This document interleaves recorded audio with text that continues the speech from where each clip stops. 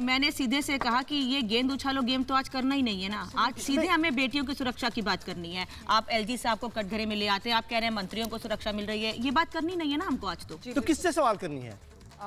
सबसे सवाल है सर, आपसे भी सवाल है, मेरा खुद से भी सवाल है, मेरा सबसे सवाल है आज। बिल्कुल, देखिए सवाल यही है कि हमारे देश में जो हमारे जो शासन प्रशासन में खामियां हैं, हमें उसको राजनीतिक चश्मे से हटकर यहाँ पर देखना पड़ेगा, क्योंकि हम क्राइम अगेंस्ट विमेन की जब बात करते हैं तो वो बढ़ रहे हैं, लेकिन क्यों बढ़ रहे हैं, उसके पीछे के कारण क्या है, वो हमें समझना होगा। हमारे देश में पुलिस की संख्या उतनी है जितनी हमें चाहिए उसकी आधी। अगर हम अपने लॉज की बात करते हैं, कानूनों की बात करते हैं, तो हमारे देश में इतने ज़्यादा कॉम्प्लेक्स लॉज हैं जिसकी वजह से, और जजेस की कमी है, ऑफ कोर्स जितने जज चाहिए उसके आधे से भी कम है, तो कई सारी ऐसी कमियां हैं जिसका एक ऐसा मिश्रण बन के तैयार होता है जिसका असर समाज में हमें इस तरह से नजर आता है कि लोगों को कानून से भरोसा उठता जा रहा है। क्योंकि बिना कुछ खर्च किए अपने किचन से होम बेकरी बिजनेस करके 40,000 रुपए महीना कमा रही हैं। आपको भी ये करना है तो फ्रीडम ऐप को अभी डाउनलोड कीजिए। कोर्ट केसेस के ट्रायल इतने लंबे होते हैं, लोगों को इंसाफ मिलने में बहुत देरी होती है,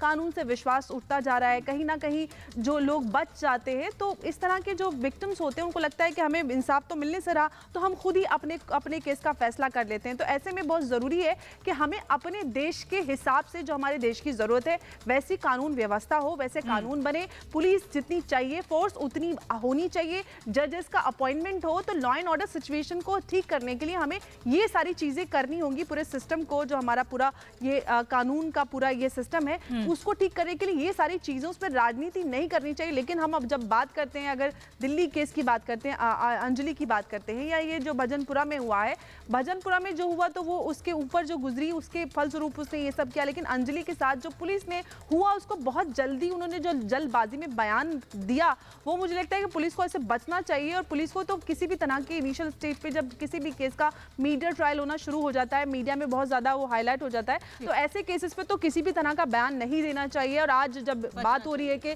302 लगना चाहिए और जनता की मांग है और सारी चीजें जो एविडेंट हैं अभी तक, उससे ये लगता है कि 302 इसमें बनता है अंजलि के केस। जैसे कि राव साहब ने कहा ना प्रियंका जी, कि ऐसे मामलों में पुलिस को, और अंबर जैदी भी कह रही है, पहले आके बयान से बचना चाहिए। आपकी ये इन्वेस्टिगेशन चल रही है, 1 महीने की घटनाएं मैंने गिना दी हैं, 13 दिसंबर से लेकर अब तक जो घटनाएं हुई हैं, लगातार 1 महीने के भीतर दिल्ली में ऐसी घटनाएं एक के बाद एक सामने आ रही हैं।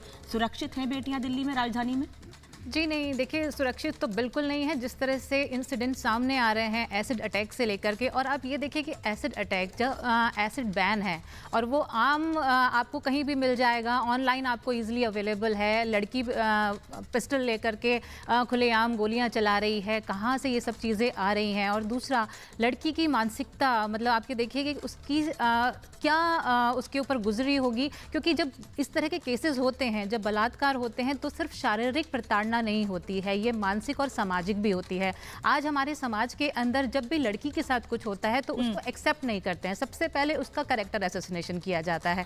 वो क्या कर रही थी, क्या थी, अगर बलात्कार हुआ है तो गलती उसकी थी, कपड़े उसने छोटे पहने थे, किस तरह से वो पार्टियां करती थी, किसके साथ थी, इस तरह के सवाल जब लड़कियों पे दागे जाते हैं तो आप सोचिए कि लड़कियों की पूरी जिंदगी कैसे बर्बाद हो जाती है। बिना कुछ खर्च किए अपने किचन से होम बेकरी बिजनेस करके 40,000 रुपए महीना कमा रही हैं। आपको भी ये करना है तो फ्रीडम ऐप को अभी डाउनलोड कीजिए।